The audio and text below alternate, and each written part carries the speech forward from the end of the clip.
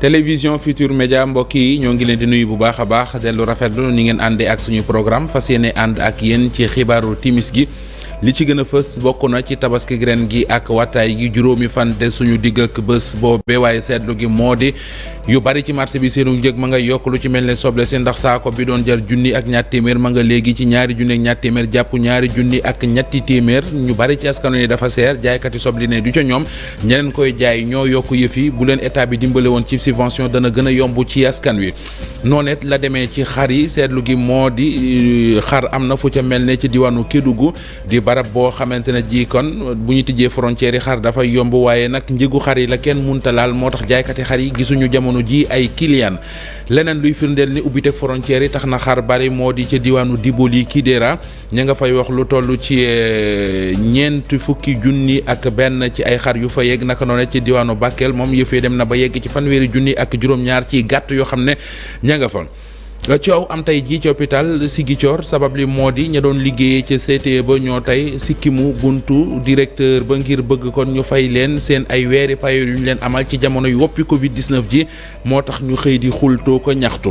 daañu waxtaane wàllu tàggat yaram ak football ci jigéen ñi Coupe d'Afrique ba ñu ci amal fële ca Maroc Sénégal ñaareelu matcham tey jii la ko doon football jigéen ñi dañoo duma Burkina Faso bañ doon dajal benn bal ci dara la match ba mujje ki ñu naan Kox Kafal moo dugal bitub Sénégal bi ci penalty la ko dugalee bi match bi desee juróomi minutes mbokk yi li mooy li fi gën a fës ci ay xibaar ngeen tax xelu ma faram fàcceel leen ko.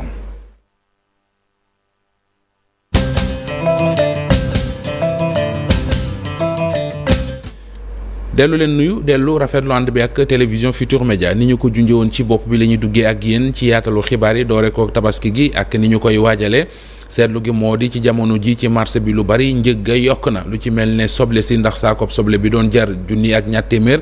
dem na léegi ba yegg ci ñaari junni ak ñaar téeméer jàpp ñaari junni ak ñetti téeméer jaaykati soble yi ne ajuwul ci ñoom ñi leen di jaay soble si ca foofee la yëf yi métte lu mu ci mën di doon tar na lool ci askan wi ndimbal la ñu ci soxla ñu ànd ci reportage ak Fatima Touré Pape Sangone Mbaye ca marché Gueule Tapée bu Cambérène. fukki waxtu ak ñaar ci suba ñu ngi fii ci pàkk bi nga xam ni moom rek la ñu jagleel fu ñuy sotti soble ci marché Gueule Tapée bu Cambérène fii nag ñu fekk fi ay góor yàlla ñii di chargé ñii di déchargé li nga xam ne nag moo di soble si soble soosee nag nga xam ni kenn sax mënu koo laal ndax seeraay bi. instant yi moo ngi ci 11 500 ah bagage yi cher rek instant yi xam nga ne instant yi bagage yi nekk ni boo demee ñu jaay la ko 10 500 11 500 ko mën a jaay ko ay wala 11 000 boo am ci dara. ñi nga xam ne nag dañoo ñëw ngir daal di jënd ñoom tamit ñaawlu bu baax li nga xam ne moo di seeraay bi. dafa cher ba jéggi dayoo ñetti weer yi ñu génn gannaaw saak bi ñu lay jaayee tey 11 000 francs ñoo ngi la ko doon jaayee 7 500 wala sax 6 000 man jënd naa fi sax saak soble 5 000 francs y a même pas 4 mois aujourd'hui ngay ñëw di daal di jënd saak soble 10 000 francs di simple au double. dafa yokku. ñaata nga jëndee. 9 000. waaw. waaw. ah. da doon jaay ay 6 000 7 000 quoi ndax saa yi avènement bi maa tax daa tax affaire bi yokku. état bi nag war a jël ay responsabilités am bu ñu sukkandikoo ci kàddu ñi nga xam ne la ñu taseel dañoo jàpp ni sax ñu daal di subventionné li nga xam ni moo di produit bi loolu rek mooy solution bi. nañ leen accompagner ñu mun a compétitif sur le marché ñu am les mêmes moyens et les mêmes pexe yi producteurs yi étrangers am ñoom ñu am ko su ko defee ñun tamit ñu am culture consommer li suñu réew produire ñu consommer ko. ñu changer suñu système ni ñu yore suñu réew yi. suñu xoolee milliards yi ñuy génne di ko dem jënd ji ko marchandise dañ ko investir ci réew mi nit ñi di ci béy di fi def lu ne ñu yombalal ko nit ñi lu ko mooy moom ci kanam rek la jëm. bu fet nag di jub si ñu gis ni prix yi dañ koy rek daal di yokku marché bi foo wër rek lépp ngi ci kaw doon na li nga xam ne mun na indi jafe-jafe ci feetu tabaski bi tax na nag ñu taseel di ñaan ñi nga xam ne nag ñoo di ministre commerce ñu daal di gën a jëmmalaat li nga xam ne moo di prix yi ngir ñu mun a passé fête bi ci jàmm. ginnaaw soble seek yey ànd ak añ bi ñu wax ci ndawal gi mu di gàtt bi ñu war a tabaskee frontière Mali yu ñu tijji tax na kon xar tàmbali dugg ci dëkk bi firnde li di li xew ci diwaanu Kédougou seetlu nañu ne xar yaa ngay yegg si waaye nag seenu njëg la kenn muntalaal cher gu mu cher moo waral ba jaaykati xar yi gisaguñu client jamono ji donte sax ñoo ngay dundee yaakaar reportage ci Kédougou Ibrahima Diabaxate. ci juróomi fan ci mois de juillet bi xar yi jot a jàll ci poste frontalier yi Moussala ak Dakatel yi tolloo nañu ci 18 531 xar biñ ko méngalee ak daaw xar yi jotoon na dugg ci poste yooyu am na yokkute ko lu tolloo ci 9 867 xar. ñu ngi toll ci 18 531 têtes ñi nga xam ne dañoo jógee Mali jaar si poste Moussala bi suñu agent bi contrôlé leen xool seen wér gu yaram. jox leen laissez-passer ko comparé nag ak daaw heure bi 7 jours avant tabaski daaw heure bi ñu ngi tolloon ci 8664 donc boo defee différence bi da ngay am environ 10 000 têtes nga xam ne ëpp na par rapport li ñu amoon daaw jéeg. donte sax xar yi bëri nañu fii ci diwaanu Kédougou waaye njëg yi jégg nañu dayo xar yi bëri nañu mais vraiment prix yi dañoo doy waar. parce que am na ñoo xam ne ni am na mouton yoo xam ne ñu ngi jël 150 000 am na ñoo am 250 000 300 000 400 000 ba 500 000 mais dañ doon lancer appel éleveurs yi pour leen vraiment ñoo xam ne seen loxo jotul seen ginnaaw donc dañuy am problème pour ñu am xar donc. ci juróom fan yi des fi ak tabaski nemeeku nañu clients yi jënd xar doon li ñuy séntu bés bu nekk fële ci daral bi ñu samp fii ci commune bu Kédougou. seetlu gi moo di ay xar yu jugee ci diwaanu Diboli dugg Kidira buñ ko doon xayma nañu ci ñeent fukki junni ak benn li jugee ci yeneen frontières yi dugg Bakel ñu xayma ci fanweer ak juróom-ñaar loole li muy firnde moo di xar dina am ren ci réew mi ngir tabaski gi ubbiteeg frontières yi bokk na ci li ko gën a mën a maye li koy firndeel reportage Moussa Omar Gueye.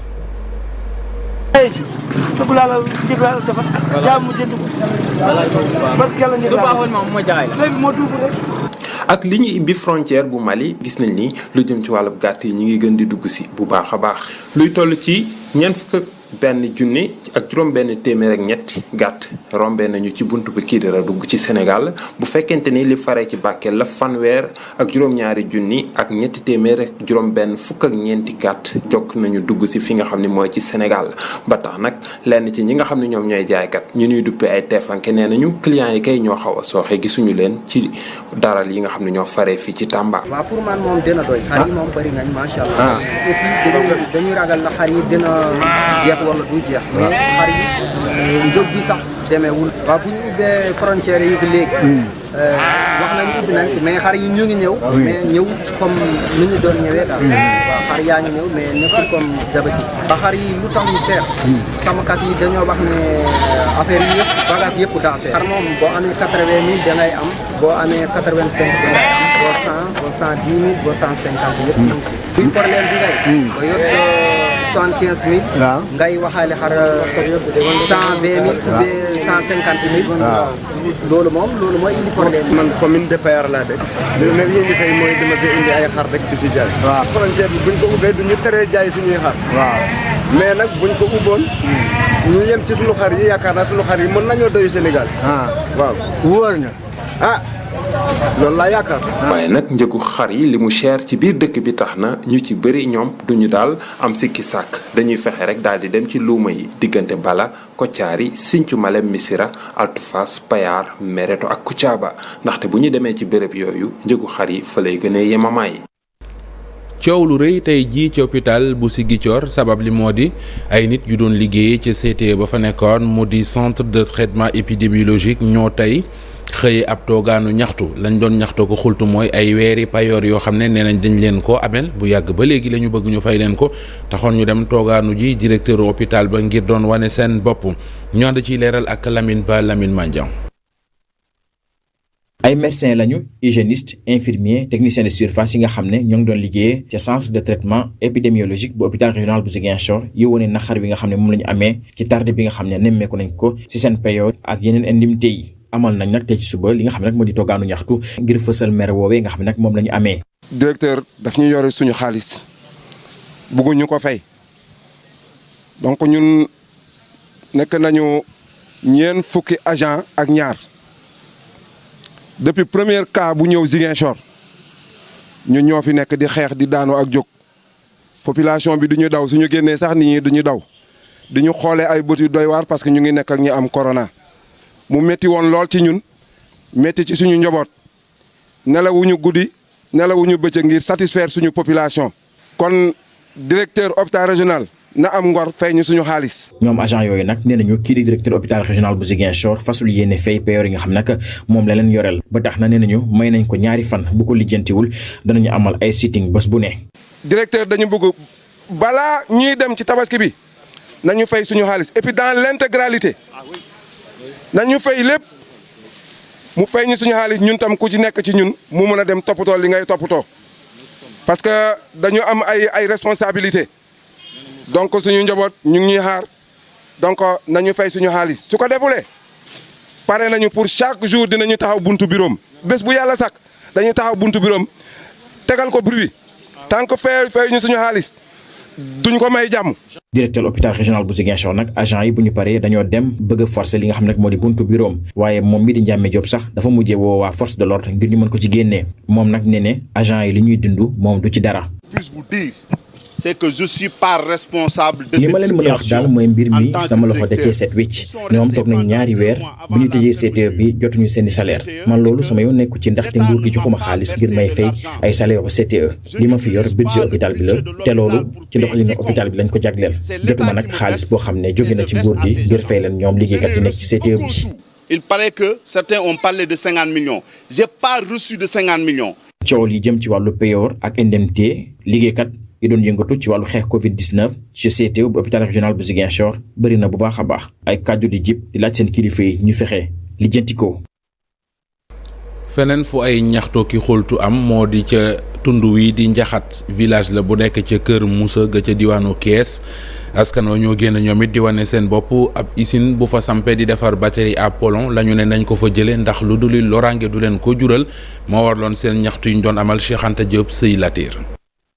Njaxat di ab dëkk bu nekk ci diggante Pout ak Kër Moussa fii askan wi de ñoo génn takku na nag ab l'usine lañu fi tabax fas yi nekk ubbi te usine boobu nee nañ d'accorduñ ci tey d'accorduñ ci ëllëg ndaxte usine la boo xamante ne ay tooke lay gilli di usine buy defar ay batterie plomb. dëkk bi nag moom lañu am di Njaxat Madaara 6 kuñ ci jàppale ñu jël te bëgguñu usine bi tey bëgguñu ko ëllëg usine bi baaxul day lore. day lor xale di lor mag te ci xale la gën a bon te usine bi mën naa indi mitutu bët mën naa indi tamit ay picc ci yaram nga defee ne feebar fekk du fekk usine bi la ba ci mala yi day ray ay mala nag bëy xar bàyyiwul dara ba ci ganaari ndaw sax da koy rey. leneen it loo xamante ni ñamaas nañ ko ca nee nañu saytu bu ñu waroon def laataa ñu fiy samp usine bi daanaka defuñu ci dara te lii bu ñu ko seetaanee ngaañte bu rëy lay jur fii ci gox bi ak dëkk-dëkkaan yi ko wër. di interroger Momar Ciss mi nga xam ne mooy maire commune de Kër Moussa di interroger tamit monsieur le préfet ak commandant brigade de Pout nañu dimbali population Njaxat effet yi muy def mooy dina benn sëkkat bi bari na fi say tànk day métti say bopp day métti. say bët day lëndëm da ngay jékki-jékki gis sa jur toog gémmiñ ngi fuur bakken yi fuur même tool yi garab yi mango yi yëpp ay dee ginaar yi bu ñu ko defee autopsie xool ko rey ko vétérinaire bu ñëwee day gis foie bi day ñuul kuk ginaar boo ci rey foie bee yàqu. askanu Njaxat Kër Madaaro 6 ak dëkk yi ko wër ñoom ñëpp nee nañ taxaw nañ tey jii de ba usine bi du fi ubbi ba tax na gis nañu sax ay conseillers municipaux yi nekk ci diggante Kër Moussa ak Pout waxtaan ak ñoom ba sax nee nañu ñoom lañuy làng si ci xeex bi. junni milliards ak téeméer ak fukk ak ñaar loole nee nañu génnee nañu ko ci secteur minier bi ci atum 2020 doonte sax at la moo xam ne woppi Covid-19 ji lottal na koom-koom gi ci anam yu bari waaye rapport analyse bi nga xamante ne ji kon joxe nañu ko ñu def ko nag ci juróom-ñeent ci fukki région ak ñeent yi nekk ci réewum Sénégal tey jii lañ ko doon siiwal mu doonoon ci teewaayu Fatou Bintou Konté Youssou Baro. weesu impact négatif yi nga xam ne pandémie bi di Covid-19 am na ko ci secteur bi lee remarqué nañu ñaari at yu ñu génn secteur minier bi dafa am ab yokkute. une forte progression. jamono ji nag seetlu nañu ak yokkute gu am solo ci secteur minier bi donte dund nañ fi Covid waaye jamono ji daal gis nañ ni production bi dafa gën a yokk boo seetloo ci atum 2020 produit nañu lu tolloog 1112 milliards yoo xamante ni ci suñuy koppar yokkute lañ ci gis. benn rapport d'analyse des données minières moom moo ko wax ñu def ko nag ci région yëpp yi nekk fii ci Sénégal rawatina ci région de Thiès ak Tambacounda. les données ont été collectées dans. boo xoolee données yi dañ ko daal di dajale collecté ko ci région yëpp fii ci Sénégal li ci gën a am solo tamit secteur minier bi maanaam exploitation bi dafa yokk bu baax rawatina ci région bu Kédougou ak Thiès ak Matam. pour joxe statistique yooyu nag ci exploitation minière yi ñi ngi koy amal bi mooy ñaareelu édition bile ki ko xamle di ministre bi di Oumar Sarr ministre des mines et de la géologie mu duñu xamal ni dafa bokk ci li ñuy wax transparence bi nga xam ne dañ koy laaj ci secteur minier bile. lan la jëriñ askan wi ak communes yooyu yëpp ñu duñ ko war a xool faram-fàcce ko def ko ci ay documents et loolu il faut que ñu mën ko partager ñu ñëpp bokk ko ak ña nga xam ne yëpp ñooy décideurs yi mais aussi il faut que données yooyu ñu dem ci régions yi ci communes yooyu ñu waxtaan ak ñoom nii. mu di ab levier de développement économique et social moom secteur minier bi depuis quelque temps nag ñi ngi nemmeeku nii fi mu teg tànkam fu baax la. Promoville tànn juróom-ñaari mbootaay jigéen jàppale leen ci ay jumtuwaay yu ñu mën a liggéeyee ca Géejawaay lañ doon amalee xew-xew bi commune bu Géejawaay bokk ci ñuy daloo yooyu les jumtuwaay du foofee rek ndax it ña ngi koy séentu fu ci mel ne ca Louga Ndar Tamba Kolda Matam Ziguinchor ñu ànd ci leeral ak kàddu yu bàyyeekoo ci Rachel Coly Boucal mooy secrétaire bu ministère du développement communautaire ñu déglu ko ak Amadou Ba. Casse foyer existé na bu yàgg ministère de la famille moo ko fi defloo moo ko fi construire woon mais dafa am si casse foyer surtout casse foyer 7 communes yi may wax nii maanaam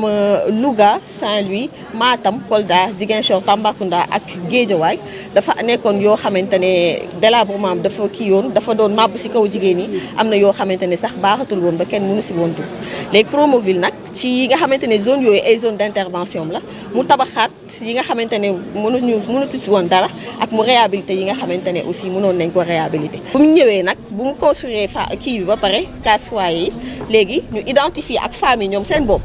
nan la ñuy def ak lan la ñu soxla pour mën a liggéeyaat ci biir casse foyer donc ñoom ñoo identifier produits yu ñu bëgg matériel yu ñu bëgg ba ko defee Promoville aussi dépensé si environ 1 milliard daal di leen jagleel matériel bi donc matériel bi may wax ni que pour 7 communes la.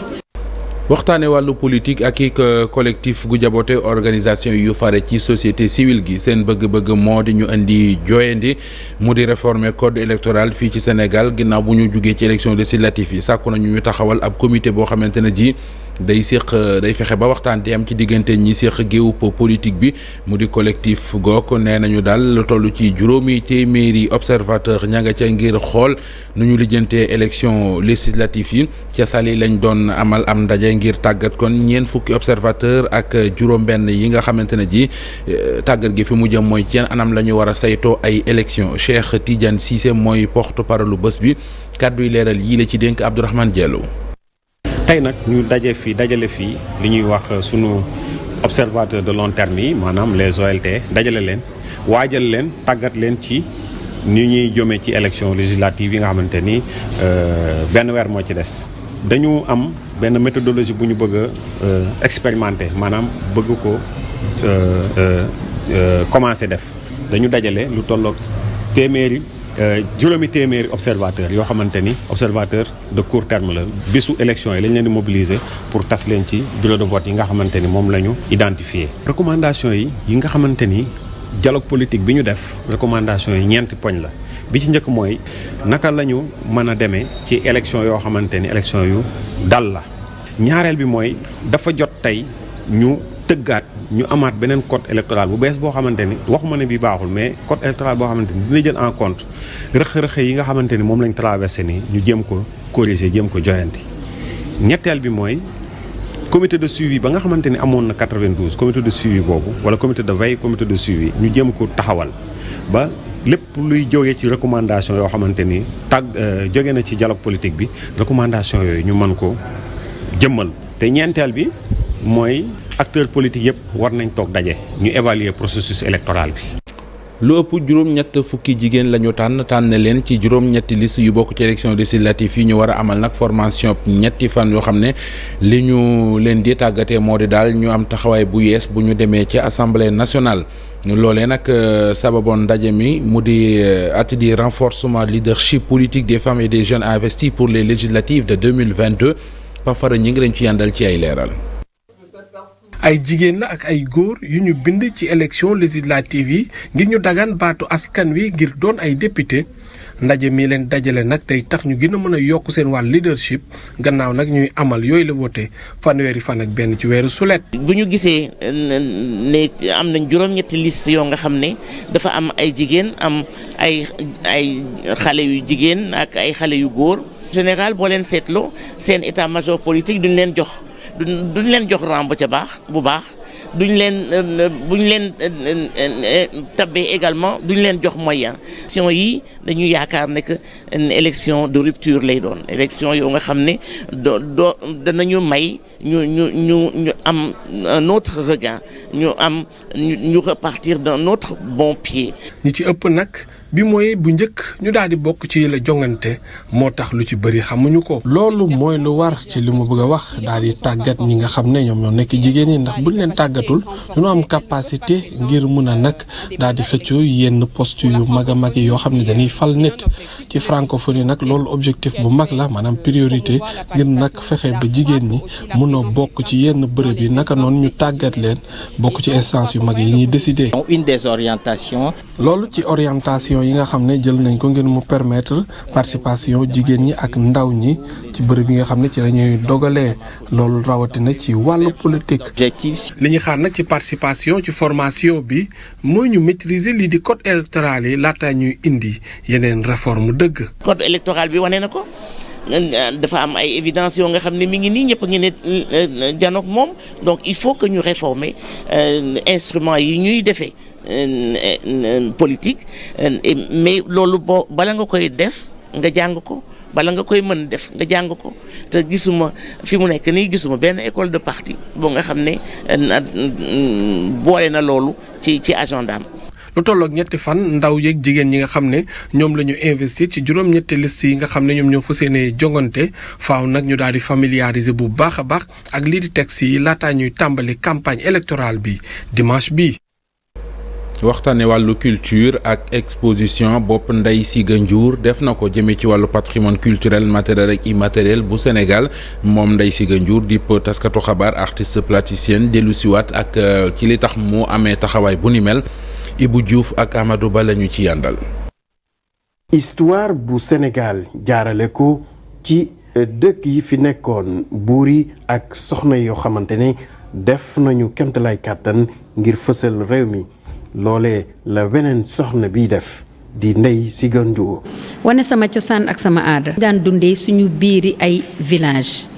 maanaam village dañ daan nekk ci ay néegu ñax maa ngi fàttaliku sama village bi ma jógee mooy sama village maam di xumba foofu dañ daan nekk ci néegu ñax di duy teen di togg mat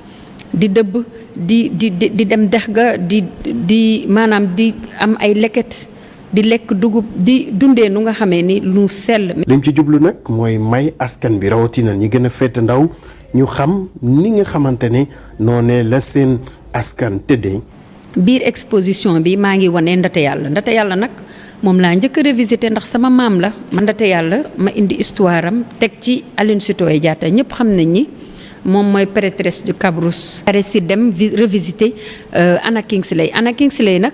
bu ñuy fàttaliku histoire am moom nag fukki at ak ñett la amoon ñu yóbbu ko ba Amérique déporté ko. liggéey bi tamit may na artiste bi mu fësal li nga xamante ne moom la ñu gis fii ci Sénégal muy suñu moomeel ci wàllu cosaan ak aada fàttali tamit askan wi njëriñ bi mu àndal. jàppale artistes yi ñu mën leen suqali ndax fii artistes yu Sénégal dañuy gis ni ñu bëri dañoo ndóol. da ngay jënd matériel da ngay liggéey guddeeg bëccëg da ngay dem ba sa lépp loo am di nga ci def waaye nag li nga ciy récolter du bëri moo tax état bi war na gën a xoolaat mécénat bi. patrimoine matériel wala immatériel may na artiste bi nag mu lëkkale li nga xamante ne moom la fi maam yi bàyyi woon ak li ñuy yootu loolu yëpp muñ ko jaarale ci cosaan ak aada ak nit yu ko jot a def ak itam ci dëkk yu ñu bàyyee ko. Ibrahima Diouf jërëjëf waxtaane wàllu tàggat yaram ak football Coupe d'Afrique bi jigéen ñi di football fële kon ca Maroc gaynde Sénégal yu jigéen ñi def nañu jaloore ña nga kon ca quart de finale ya tey jii la ñu qualifié li tax moo di tey ci ngoon ñoom dañ doon football ak équipe bu Burkina Faso. Sénégal gagné Burkina Faso 1-0 bitub Sénégal bi footballkat bu jigéen bii di Korka Fall moo ko dugal ci penalty la ko dugalee bi nga xamante ne ji football nañu ba match bi des juróomi minutes. fii la ñu yem mbokk yi ak yéen ci xibaaru timis yi ci télévision Futur Média 20h xibaar yi dina dellu si waat ci tubaab lay doon ak Chérif Cheikh Ahmed Tidiane Diop yàlla nañu yàlla doole jàmm ñu fanaan jàmm ba suba ak jàmm.